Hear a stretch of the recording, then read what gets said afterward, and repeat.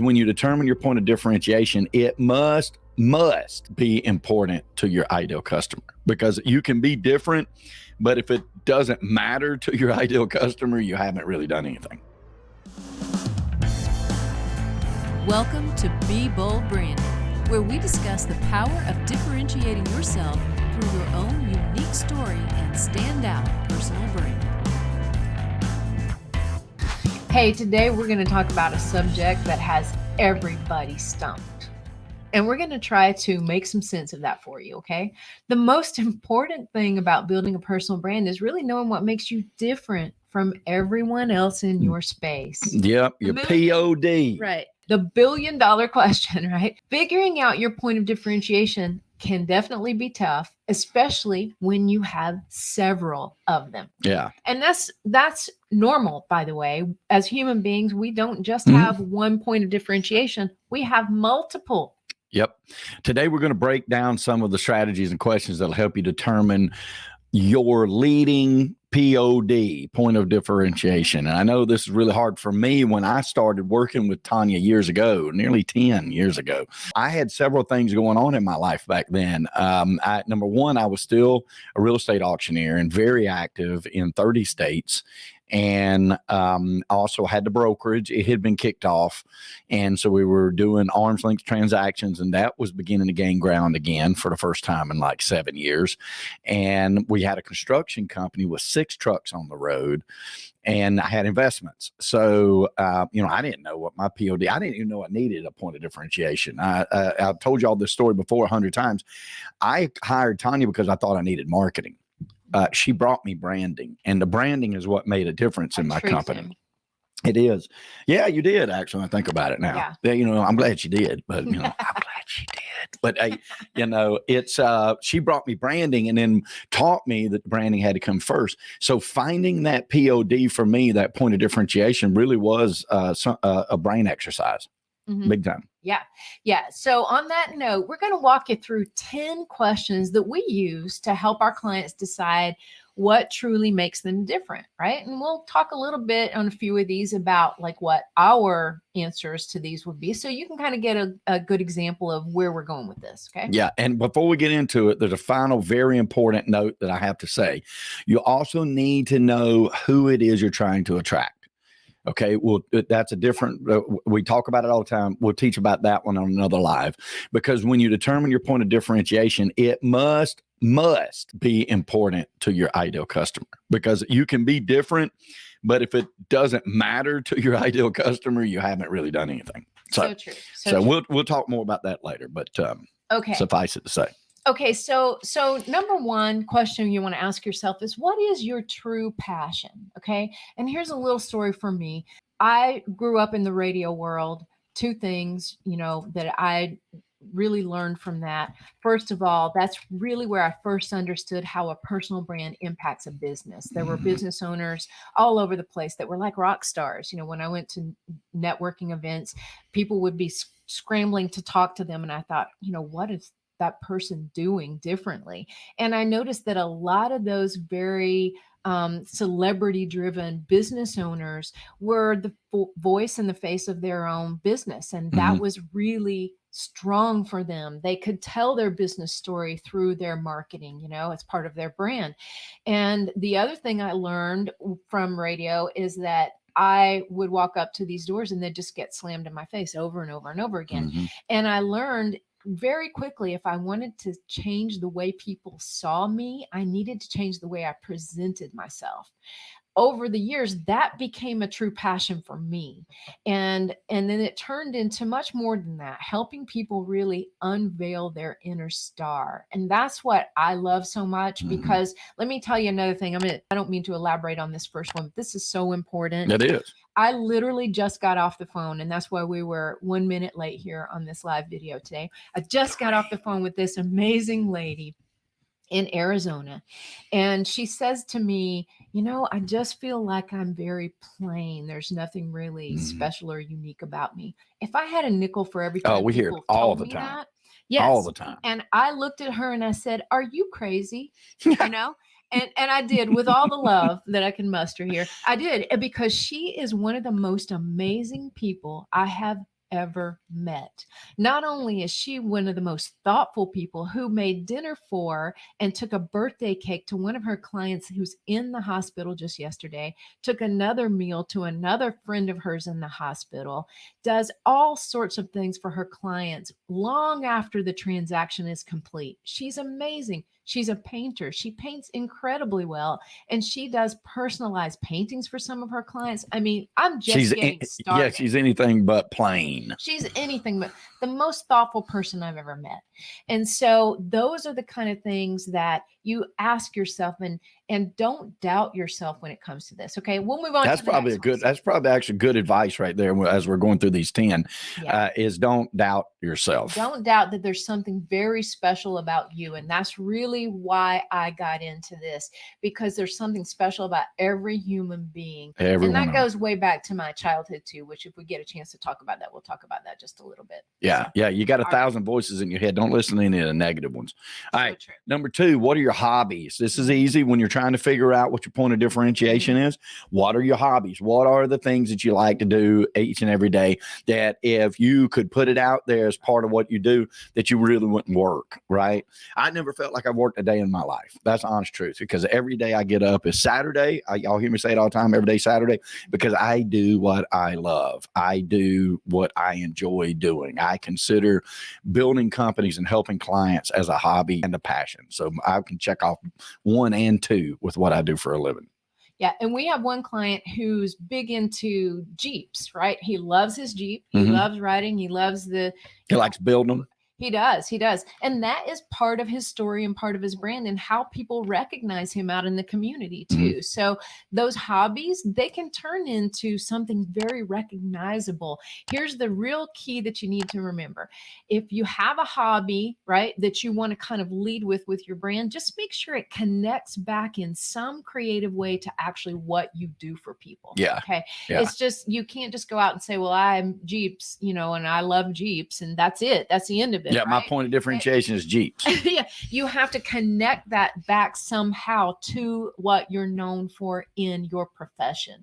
And when you can pull those two things together, it's like magic. Okay. Yep. All right. Number 3. This is where I can really talk about this. How did your upbringing influence you? Okay. We ask people a lot of time on our podcast, was there some person or some event, in your life that really affected you? Right. Well, my upbringing, I was raised in a small town in North Georgia. It's Dawsonville, Georgia. Love this town. And I'm actually headed there today, right after this video, to see my family. But I love the town. It's known as the moonshine capital of the world. My grandfather was an old moonshiner from way back. That has, those are interesting parts and pretty cool parts, I must say. They're really neat. But it also brought with it a dark side of that profession, which was, alcoholism. And it spread everywhere, throughout that region in a certain time period. Well, I learned from that. I wondered, why do people continue to make choices like that? Why do they allow those negative things to influence their life? And I realized at a young age that sometimes the only difference in somebody waiting, for the next drug deal or waiting for rehab and off to college with a bright future is really self-worth. It's how they view themselves and whether or not they know that there's something truly special inside of them. And that to me was how my upbringing influenced me to be able to do what I'm doing today, to unveil people's inner stars. There's a direct connection there, guys. And if you don't think there is, just think back to how you were raised. There is. Right? There is. It truly is. Like we deal with people all the time, and they think they do not have anything to offer because they, again, back to like our example of the lady that's plain, right? And you do have something to offer, and what you're offering in that self-worth that you find, and if you can't find it, you call us and we're going to find it for you, because I promise you it's there. That is valuable to your ideal customers. It's very valuable. All right. Number 4 is, what type of education or training do you have? We help brand people. A lot of times they're in a different genre of business than they actually were trained in or educated in. True. But what they were trained in and educated in brings value to their new endeavor. Okay. So that's really important. We really spend a lot of time talking to people about these things because they bring value. You may have been a top rated salesperson in like the clothing industry, let's just say, or something like that. And now you're a coach, an author, or a speaker about what you learned on that. Even though you were not trained or educated per se as a coach, an author, or speaker, you were using what you were trained in to train other people in that niche, right? So pay attention to your education and what training you have. You know, not just formal education like college. I didn't go to college. I barely got out of high school. But in fact, I think I had to pay my way out. But you know, I have a massive amount of education on the street selling real estate because I've sold more real estate residential transactions than any human being on earth. And so it comes with a massive amount of education, and I can parlay that into being the abundant life broker based on what I've learned from all those years of doing that. So education and training is very big for your POD. All right. The next one is, do you focus on a specific area or niche or however you want to pronounce it? Yeah. But a specific area or niche, those are truly important, right? Because that says I have specific expertise in this area, or this type of business, or this type of client, this type of customer. And that one pretty much goes without saying. We won't elaborate too much on that because there's a million different directions that could go in. But. Yeah. This is 6. Was there a mentor who influenced you that could, emulate? Is that the right word? Emulate. Yeah. Emulate, as your point of differentiation. So a mentor that might have influenced you over the years, and that could be personal or professional. Yeah. So think about that. Somebody said, "Oh, books. I have hundreds of mentors because I have read their books. Some are now passed. Some are still living." That's great. Yeah, I thought it was a brilliant answer, and I thought I'm gonna share. And if I could remember who that was right now, I'd give them credit for it. But yeah, if you're listening, tell us. That's right. If you're listening right now, tell us if that was you. But it was. We'll such give a you the great creds, answer. man. We don't steal from people. A mentor who influenced you can have a lot to do with your direction in life. If we think about all the things, the choices we make today and who we are today, it inevitably comes from our upbringing and the people or events in our life that shifted or changed or caused a turning point to happen in our life, caused us to learn something the hard way, maybe, or taught us, things about how to conduct business, how to treat people with respect and dignity, how to lead, how to. And I can say one of the cool things that we see in doing biographies and writing brand messaging for a lot of people that come through our program is that there's a lot of parents and grandparents who fall into that mentoring category. Oh, yeah. Which I think is amazing. And think about that. They shaped you from your childhood. So that goes back to what we say about going back to, your childhood and really thinking about the things and the people that shaped you. Yeah. Yeah. Like my grandpa, that's big. If you listen to me for more than 10 minutes, you're going to hear me probably mention something about my grandpa and something he said or some lesson that he taught me. Yeah. Number 7. All right. Do you have a unique system or process in your industry that could be your point of differentiation? Yeah. And that's what we do, really. We're known for the 3 Ds of personal branding. Define, develop, and display. And it's a simple process for you guys on your end. It's, quite a bit more complex for us because underneath that 3, we look at 77 different criteria when we brand somebody. But on the surface, it's really just about defining who you are and who you serve and what sets you apart, developing every part that of your brand, all the branding elements that are utilized to get that message out to your prospects, and then displaying that on all of the ways that you market yourself. And that's pretty simple process, but we're known for creating the formulas around personal branding. It's not just talking about, just be yourself and be authentic. Those are great and they're all true, but how do you do that? Yeah, it's got to be practical. Formula? Right. And so that's one of the things that we're known for. All right. And number 8, have you created original content of some kind? a book, you know, a pamphlet, a trifold, a podcast, yeah, a in- TEDx a talk. TEDx talk, any kind of intellectual property that is solely yours is a great point of differentiation. Yeah. And I've seen a lot of people build brands around that, where they've come up with something and this is what they're teaching, you know.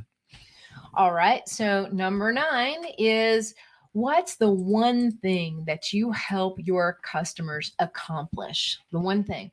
For us, it is really changing the way you're seen so you can charge what you're worth, right?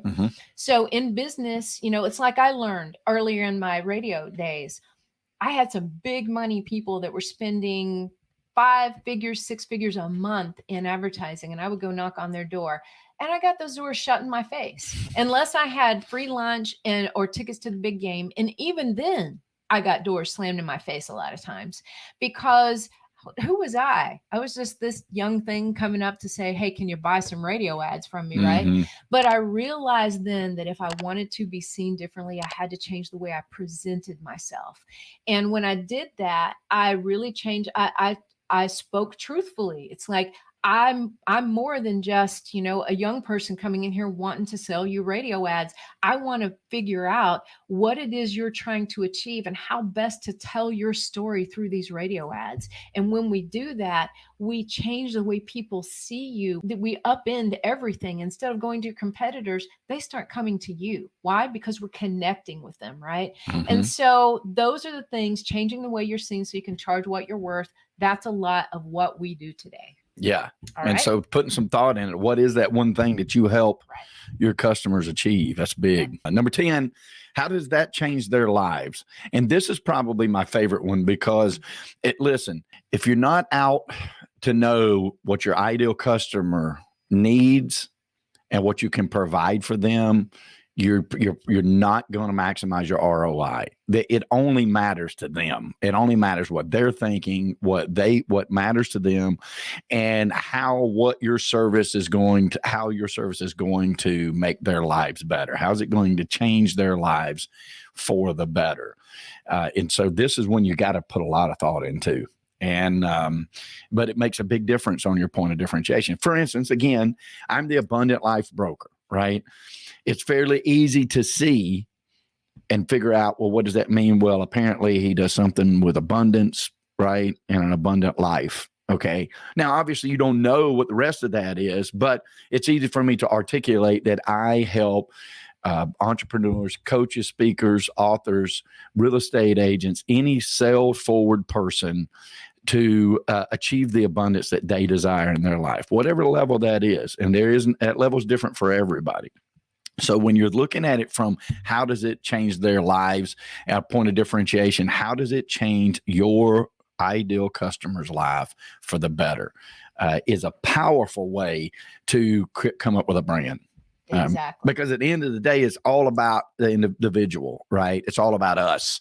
If somebody's trying to sell me something, immediately, what am I doing? I'm quantifying in my mind, how is that valuable to me?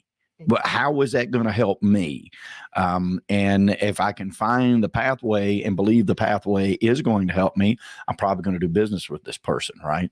So if that precedes you, then you're going to have a better chance of prospecting, because people already have an idea from your brand that their life is going to be changed by talking to you. Does that make sense? And so it's probably my favorite one, honestly, out of all of it. Yeah. Out of all the 10.